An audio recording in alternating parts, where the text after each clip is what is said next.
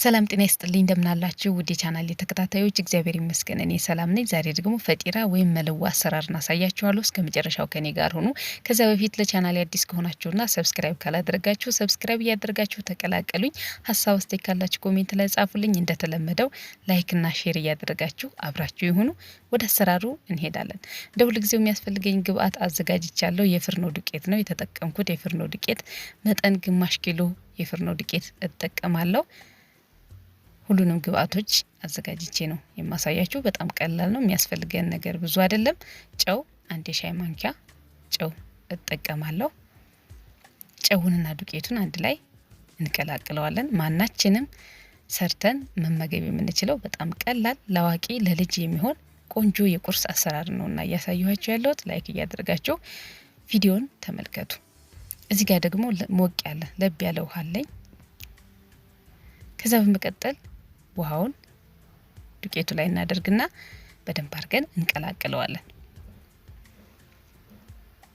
እንደዚህ አዳዲስ ቪዲዮ ስለቅ እንዲደርሳችሁ ከፈለጋችሁ ደግሞ ሰብስክራይብ እያደረጋችሁ ተቀላቀሉኝ። ዱቄቱንና ውሃውን በደንብ አድርገን ከቀላቀልን በኋላ እጃችንን ተጠቅመን በደንብ መታሸት አለበትና በደንብ አድርገን እናሸዋለን። እንደ ሁልጊዜው የራሴን የፈጢራ ወይም የመለዋ አሰራርን እያካፈልኳችሁ ነው። እናንተ ደግሞ እንዴት ስትሰሩት እንደሚመቻችሁ ኮሜንት ላይ እንደ ሁልጊዜው ጻፉልኝ። ሊጡን በደንብ አድርጌ በእጄ እንደምፈልገው እስከሚሆንልኝ ድረስ ልስልስ እስከሚል ድረስ እናቦከዋለን። ቆንጆ አድርጋችሁ ስታሹት እንደምትፈልጉት ሊዳመጥላችኋል። ቂጣው ራሱ በጣም ነው የሚያምረው። እንደዚህ አድርጌ አሽቼ ከጨረስኩ በኋላ ጠረጴዛ ላይ አረገውና ከዛ በኋላ እቆራርጠዋለሁ። ለመዳመጥ እንዲመቸኝ በትንሽ በትንሹ የመጥበሻዬን ልክ እንዲሆን ማለት ነው። እንደዚህ አድርጌ አነሳ አነስታ አድርጌ ቆራርጬ አዘጋጀዋለሁ።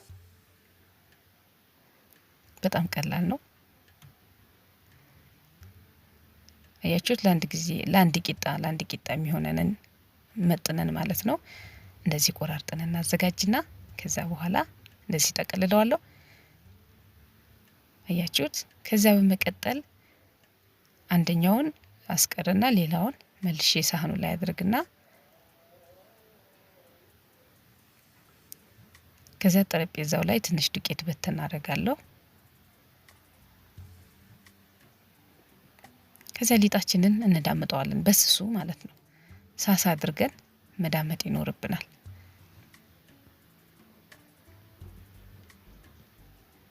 እንደዚህ እያደረግን በስሱ እያችሁት።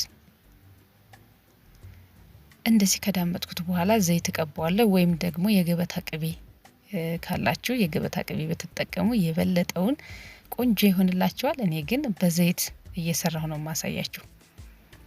ለጾም ይሆናል ማለት ነው። በጾም ጊዜ እንደዚህ ብቻውን መስራት ትችላላችሁ። እንቁላል ምናምን ሳትጨምሩ። ከዛ በኋላ እንደዚህ በስሱ ከዳመጥ ነው በኋላ ከዳርና ከዳር ያለውን አጠፋ አድርጌ ከዛ እንደዚህ ጥቅልል አድርገዋለሁ። ከዛ እንደዚህ ማድረግ ነው። ልክ ምስሉ ላይ እንደምትመለከቱት ማድረግ ነው። በጣም ቀላል ነው። እናንተም መስራት ትችላላችሁ። ሞክሩት። ሁሉንም ሊጥ እንግዲህ ያዘጋጀሁትን እንደዚሁ እየዳመጠው ዘይት እየቀባው ጠቅልዬ አዘጋጀዋለሁ።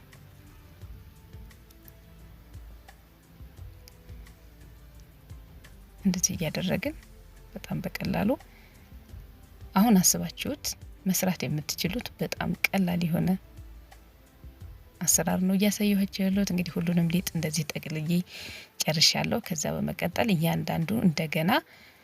እያንዳንዱ እዳምጠዋለሁ። ዱቄት በተን የምናደርግና እንዳይጣበቅብን ከዛ ጠቅልለን ያዘጋጀነውን ሊጥ እንዳምጠዋለን መልሰን ማለት ነው። እንደዚህ እያደረገው ሳሳ አድርጌ በጣም መሳሳትም የለበትም። ትንሽ ሳሳ አድርጌ እዳምጠዋለሁ። ልክ በመጥበሻዬ ልክ እንዲሆንልኝ ማለት ነው። የእናንተ ትልቅ ከሆነ ወይም ደግሞ ትንሽም ከሆነ አነሳ አድርጋችሁ መስራት ነው። እንደዚህ እያደረኩ እንግዲህ ሁሉንም ሊጥ እዳምጥና ጨርሳለሁ። ከዛ በመቀጠል መጥበሻ ንጥድና የማብሰሊያችንን ዘይት እናደርጋለን። ዘይት አድርገን ሞቅ ሲል ዘይቱ ከዚያ ያዘጋጀነውን ሊጥ መጥበሻው ላይ እናደርግና ገልበጥ ገልበጥ እያደረግን በደንብ አድርገን እናበስለዋለን። ዘይት በጣም እንዳያንስባችሁ እንደዚህ እያደረጋችሁ ስታደርጉት ንፍት ብሎ ውስጡ ፍፍት ነው የሚለው። አያችሁት? እንደዚህ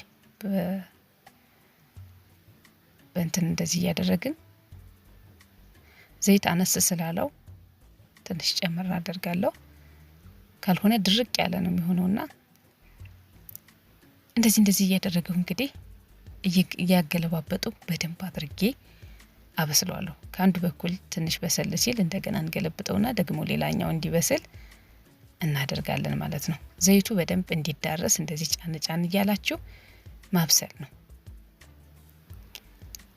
አያችሁት? ከለሩ ራሱ በጣም ነው የሚያምረው። ተመልከቱ። እንግዲህ እንደዚህ እያደረጋችሁ ያዘጋጀነውን ሊጥ እናበስልና እንጨርሳለን። ከለሩ ራሱ በጣም ነው የሚያምረው። ውስጡን ደግሞ በኋላ ቆራርሺ አሳያችኋለሁ። እዩት። እንደዚህ አድርጌ ቂጣዎቹን ጋግሬ ጨርሻለሁ። ልቁረሰውና ላሳያችሁ።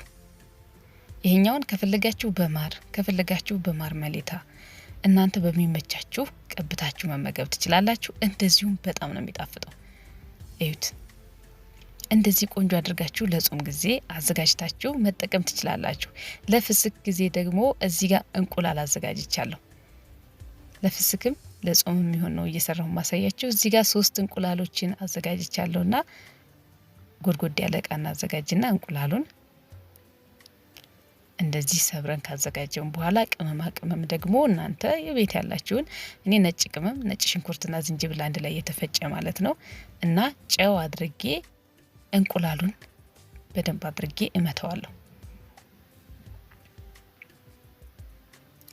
ከዛ የቂጣውን የጋገርንበት መጥበሻ ላይ ዘይት እናደርግና እንቁላሉን እንጠብሰዋለን። ማለት እንደ ቂጣ ነው የምናደርገው። እንደዚህ አድርጌ ትንሽ መጠጥ እስከሚል ድረስ እጠብቀዋለሁ። ከዚያ በኋላ ከጋገርነው ቂጣ ላይ እንቁላሉ መጠጥ ሲል ማለት ነው እንደዚህ ቂጣውን እላዩ ላይ አድርጌ በደንብ እስከሚያዝልን ድረስ እናቆየዋለን። እንደዚህ አልፎ አልፎ እንደዚህ ዞር እያደረግን እናበስለውና እንደገና እኔ መጥበሻውን እንደዚህ መገልበጥ ስላልቻልኩ በሳህን እያችሁት እንደዚህ ገልብጫዋለሁ። ያው ጠባብ ስለሆነች ነው እንጂ ሰፋ ያለ መጥበሻ ከሆነ እንደዚህ መገልበጥ ትችላላችሁ። እኔ ግን በሳህን እየገለበጥሁ እያሳየኋችሁ ነው። ከለሩ እንዴት እንደሚያምር እንዴት እንደሚጣፍጥ ሰርታችሁ መሞከር ብቻ ነው። እንግዲህ እንደዚህ አድርጌ በእንቁላል ደግሞ ፈጢራውን ሰራሁት። ከፈለጋችሁ እንቁላሉ ላይ ቲማቲም፣ ሽንኩርት፣ ቃሪያ ድቅቅ አድርጋችሁ ከትፋችሁ ቀላቅላችሁ መጋገርና እንደዚሁ ቂጣውን ከላይ ማድረግ ትችላላችሁ። እናንተ እንደሚመቻችሁ ማለት ነው። ይኸው እንደምትመለከቱት ነው። ከፈለጋችሁ እንዳልኳችሁ ቂጣውን ብቻ መመገብ ይቻላል። በማርም ይጣፍጣል። እንደዚህ ደግሞ ቆንጆ አድርጋችሁ ሰርታችሁ ለቁርስ ለአዋቂም ለልጅም የሚሆን ቆንጆ የሚጣፍጥ የፈጢራ ወይም የመለዋ አሰራርን እንደዚህ አድርጌ ሰርቼ ጨርሻለሁ። አያችሁት?